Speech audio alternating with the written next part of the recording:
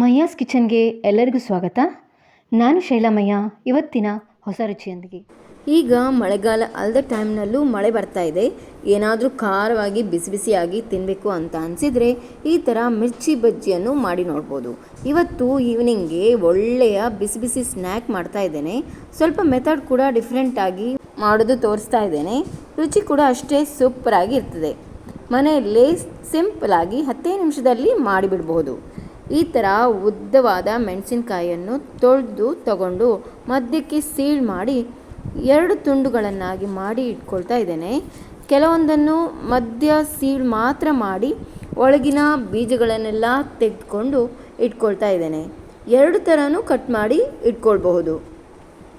2 separate cut ಮಾಡಿದರೆ ಬಜ್ಜಿಯ pieces ಕೂಡ ಜಾಸ್ತಿ ಸಿಗ್ತದೆ ಅಂತ.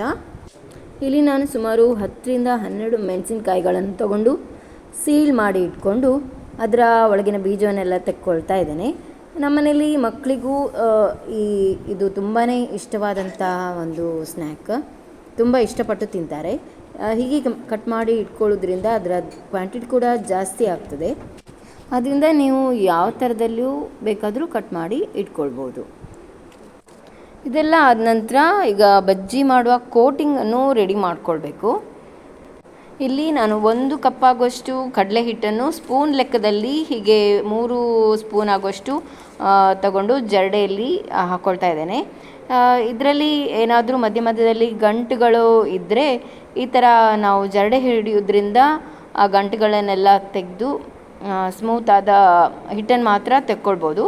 ಹಾಗಾಗಿ ನಾನು ಈ ಥರ ಜರಡೆಯನ್ನು ಹಿಡಿತಾ ಇದ್ದೇನೆ. ನೋಡಿ, ಈಗ ಚೆನ್ನಾಗಿ ಎಲ್ಲ ಗಂಟುಗಳು ಇದ್ದದ್ದೆಲ್ಲ ಹೋಗಿ ಒಳ್ಳೆಯ ಹಿಟ್ಟು ಈಗ ಸಿಕ್ಕಿದೆ. ಇಷ್ಟು ಹಿಟ್ಟನ್ನು ತಗೊಂಡು ಅದಕ್ಕೆ ನಾನೀಗ 2.5 ಚಮಚ ಆಗುವಷ್ಟು ದೊಡ್ಡ ಚಮಚದಲ್ಲಿ ಅಕ್ಕಿ ಹಿಟ್ಟನ್ನು ಕೂಡ ತಗೊಂಡು ಹಾಕ್ಕೊಳ್ತಾ ಇದ್ದೇನೆ. ಅಕ್ಕಿ ಹಿಟ್ಟು ಸೇರಿಸೋದ್ರಿಂದ ಸ್ವಲ್ಪ ಗರಿಗರಿಯಾಗಿಯೂ ಕೂಡ ಬರ್ತದೆ. ಹಾಗೆ ರುಚಿಗೆ ತಕ್ಕಷ್ಟು ಉಪ್ಪು ಮತ್ತು ಖಾರಕ್ಕೆ ಬೇಕಾಗುವಷ್ಟು ಅಚ್ಚ ಖಾರದ ಪೌಡ್ರನ್ನು ನಿಮ್ಮ ಖಾರಕ್ಕೆ ಅನುಸಾರವಾಗಿ, ಅಂದರೆ 2 ಅಥವಾ 1 ಚಮಚ ಎಷ್ಟು ಬೇಕಾದರೂ ನೀವು ಹಾಕ್ಕೊಂಡು ನಿಮ್ಮ ಖಾರವನ್ನು ಅಡ್ಜಸ್ಟ್ ಮಾಡ್ಕೊಳ್ಬೋದು. ನಂತರ ಅದಕ್ಕೆ ಅಡುಗೆ ಸೋಡವನ್ನು ಕೂಡ ಹಾಕ್ಕೊಂಡು ಒಮ್ಮೆ ಚೆನ್ನಾಗಿ ಮಿಕ್ಸ್ ಮಾಡ್ಕೊಳ್ತಾ ಇದ್ದೇನೆ. ಇಲ್ಲಿ ಅಡುಗೆ ಸೋಡಾ ಕೂಡ ಹಾಕಿದರೆ ಒಳ್ಳೆಯದು, ಇಲ್ಲಾಂದರೆ ಸ್ವಲ್ಪ ಮೆತ್ತಗೆ ಆದ ಹಾಗೆ ಅನಿಸ್ತದೆ. ಹಾಕೋದ್ರಿಂದ ಸ್ವಲ್ಪ ಕ್ರಿಸ್ಪಿಯಾಗಿ ಗರಿಗರಿಯಾಗಿ ಬರ್ತದೆ. ನಂತರ ಸ್ವಲ್ಪವೇ ನೀರನ್ನು ಹಾಕ್ಕೊಂಡು ಮಿಕ್ಸ್ ಮಾಡಿ ಹಿಟ್ಟಿನ ಹದ ನೋಡಿಕೊಂಡು ಎಲ್ಲಿಯೂ ಗಂಟುಗಳಾಗದೆ, ಹಿಟ್ಟು ತುಂಬ ನೀರು ಕೂಡ ಆಗದೆ, ಅದರ ಕನ್ಸಿಸ್ಟೆನ್ಸಿ ಹದವಾಗಿ ಇರುವ ಹಾಗೆ ವಿಸ್ಕರ್ನ ಸಹಾಯದಿಂದ ಚೆನ್ನಾಗಿ ವಿಸ್ಕ್ ಮಾಡಿ ಇಟ್ಕೊಳ್ಬೇಕು. ಈ ಹಿಟ್ಟಿನ ಹದ ಹೇಗಿರಬೇಕಂದ್ರೆ ತುಂಬ ಗಟ್ಟಿನೂ ಅಲ್ಲ, ತುಂಬ ನೀರು ಅಲ್ಲ, ಮೀಡಿಯಮ್ ಹದದಲ್ಲಿ ಹಿಟ್ಟನ್ನು ಮಾಡಿಟ್ಕೊಂಡ್ರೆ ಮೆಣಸಿನಕಾಯಿ ಅದರಲ್ಲಿ ಎತ್ತಿದಾಗ ಕೋಟ್ ಚೆನ್ನಾಗಿ ಆಗಿರಬೇಕು ಅಷ್ಟೇ. ಆ ರೀತಿ ಹದದಲ್ಲಿ ಕಲಸಿ ಇಟ್ಕೊಳ್ತಾ ಇದ್ದೇನೆ. ಈಗ ಮೊದಲು ನಾನು ಕಲಸಿಟ್ಟ ಪಾತ್ರೆಯಲ್ಲಿ ಮೆಣಸಿನಕಾಯನ್ನು ಅದ್ದಿ ಕೋಟ್ ಮಾಡಿ ಎಣ್ಣೆಯಲ್ಲಿ ಬಿಡ್ತಾ ಇದ್ದೆ. ಆದರೆ ಈಗ ಸ್ವಲ್ಪ ಸೋಷಿಯಲ್ ಮೀಡಿಯಾದಲ್ಲಿ ಈ ಥರ ಗ್ಲಾಸ್ಗೆ ಹಿಟ್ಟನ್ನು ಹಾಕ್ಕೊಂಡು ಅದರ ಒಳಗೆ ಮೆಣಸನ್ನು ಅದ್ದಿ ಎಣ್ಣೆಯಲ್ಲಿ ಬಿಡೋದು ಒಂದು ಟ್ರೆಂಡ್ ಆಗಿದೆ.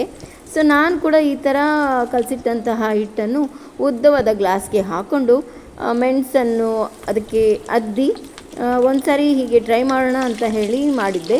ತುಂಬ ಚೆನ್ನಾಗಿ ಬಂತು. ಹಾಗೆ ತುಂಬ ಈಸಿ, ಹಾಗೆ ಯುನೀಕ್ ಮೆಥಡ್ ಅಂತ ಅನಿಸ್ತು. ಸೊ ಹಾಗೆ ಇವತ್ತು ಕೂಡ ನಾನು ಇದೇ ಮೆಥಡನ್ನು ಮಾಡಿ ನಿಮಗೆ ಶೇರ್ ಮಾಡ್ತಾ ಇದ್ದೇನೆ. ನೋಡಿ, ಹೀಗೆ ಗ್ಲಾಸ್ನ ಒಳಗೆ ಮೆಣಸಿನಕಾಯನ್ನು ಅದ್ದಿ ಡೈರೆಕ್ಟಾಗಿ ಕಾದ ಎಣ್ಣೆಗೆ ಹಾಕಿ ಕಾಯಿಸೋದು. ತುಂಬ ಸುಲಭವಾಗಿ ಸೂಪರ್ ಸಿಂಪಲ್ ಮೆಥಡ್ ಅಂತ ಅನಿಸಿರೋದ್ರಿಂದ ನೀವು ಕೂಡ ಟ್ರೈ ಮಾಡ್ಬೋದು. ನಾವು ಹೀಗೆ ಮಾಡ್ತಾ ಹೊಸ ಮೆಥಡ್ಗಳನ್ನು ಸೋಷಿಯಲ್ ಮೀಡಿಯಾದಿಂದ ಅಥವಾ ಪರಿಚಯದಿಂದ ನಾವು ಕಲ್ತ್ಕೊಳ್ತೇವೆ. ಇದನ್ನು ನಾವು ಅಡಾಪ್ಟ್ ಮಾಡ್ಕೊಳ್ಬೋದು. ನಮ್ಮ ಲೈಫ್ನಲ್ಲಿ ಕೆಲವು ಚೇಂಜಸನ್ನು ಕೆಲವೊಮ್ಮೆ ಮಾಡ್ಕೊಳ್ಬೇಕಾಗ್ತದೆ. ಸೊ ನೋಡಿ, ಈಗ ಎಣ್ಣೆಯಲ್ಲಿ ಚೆನ್ನಾಗಿ ಫ್ರೈ ಕೂಡ ಆಗ್ತಾಯಿದೆ. ಹಿಟ್ಟನ್ನು ನಾವು ಚೆನ್ನಾಗಿ ಕಲಿಸ್ಕೊಂಡಿದ್ದರೆ ಮೆಣಸಿನಕಾಯಿ ಎಣ್ಣೆಯಲ್ಲಿ ಬಿಡುವಾಗ ಹಿಟ್ಟಿನ ಡ್ರಾಪ್ ಕೂಡ ಜಾಸ್ತಿ ಬಿದ್ದು ಎಣ್ಣೆ ಎಲ್ಲ ಹಾಳಾಗ್ತಾಯಿತ್ತು. ಈಗ ಈ ಥರ ಮೆಥಡ್ನಿಂದ ಹಾಕೋದ್ರಿಂದ ಜಾಸ್ತಿ ಹಿಟ್ಟು ಕೂಡ ವೇಸ್ಟ್ ಆಗೋದಿಲ್ಲ. ನೋಡಿ, ಇದನ್ನು ಹೈ ಫ್ಲೇಮ್ನಲ್ಲೇ ಬೇಯಿಸಿ ಇಟ್ಕೊಳ್ಬೋದು. ಲೋ ಫ್ಲೇಮ್ನಲ್ಲಿ ಇಟ್ಟರೆ ಎಣ್ಣೆ ಎಲ್ಲ ಹೀರ್ಕೊಂಡು ಬೇಗನೆ ಬೇಯೋದು ಕೂಡ ಇಲ್ಲ. ಹೈ ಫ್ಲೇಮ್ನಲ್ಲಿ 2 ರಿಂದ 3 ನಿಮಿಷ ಇಟ್ಟರೆ ಇದು ಚೆನ್ನಾಗಿ ಕ್ರಿಸ್ಪಿಯಾಗಿ ಬರ್ತದೆ. ಈ ಎಲ್ಲ ಮೆಣಸಿನಕಾಯನ್ನು ಹೀಗೆ ಫ್ರೈ ಮಾಡಿ ಪಕ್ಕಕ್ಕೆ ತೆಗೆದಿಟ್ಕೊಂಡದ್ದು ಆಯಿತು. ಇದನ್ನು ಈಗ ಟೊಮೆಟೊ ಸಾಸ್ ಜೊತೆ ಹೀಗೆ ನಾವು ಸರ್ವ್ ಮಾಡ್ಬೋದು.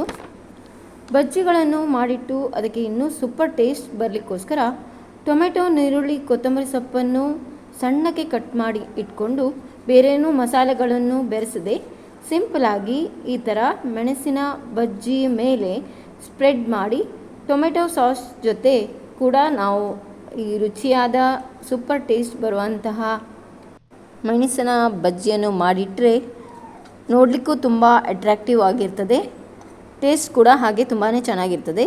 ಈವ್ನಿಂಗ್ ಟೈಮ್ನಲ್ಲಿ 10 ನಿಮಿಷದ ಒಳಗೆ ಮಾಡಿಕೊಂಡು ತಿನ್ಬಹುದಾದಂತಹ ಸೂಪರ್ ಆದಂಥ ಯುನೀಕ್ ಮೆಣಸಿನ ಬಜ್ಜಿ ಸ್ನ್ಯಾಕ್ ನೀವು ಇವತ್ತೇ ಟ್ರೈ ಮಾಡಿ. ರುಚಿ ಹೇಗಿದೆ ಅಂತ ಹೇಳಲಿಕ್ಕೆ ಮರಿಬೇಡಿ. ಈ ವಿಡಿಯೋ ನಿಮಗೆ ಖಂಡಿತವಾಗಿಯೂ ಇಷ್ಟವಾಗಿದೆ ಅಂತ ಭಾವಿಸ್ತೇನೆ. ಇಷ್ಟದಲ್ಲಿ ಒಂದು ಲೈಕ್ ಹಾಗೆ ಶೇರ್, ಹೊಸಬರಾಗಿದ್ದರೆ ಸಬ್ಸ್ಕ್ರೈಬ್ ಮಾಡಲಿಕ್ಕೆ ಮರಿಬೇಡಿ ಅಂತ ಹೇಳ್ತಾ ಮುಂದಿನ ಸಂಚಿಕೆಯಲ್ಲಿ ಭೇಟಿಯಾಗ್ತೇನೆ. ಅಲ್ಲಿವರೆಗೂ ಟೇಕ್ ಕೇರ್, ಬಾಯ್.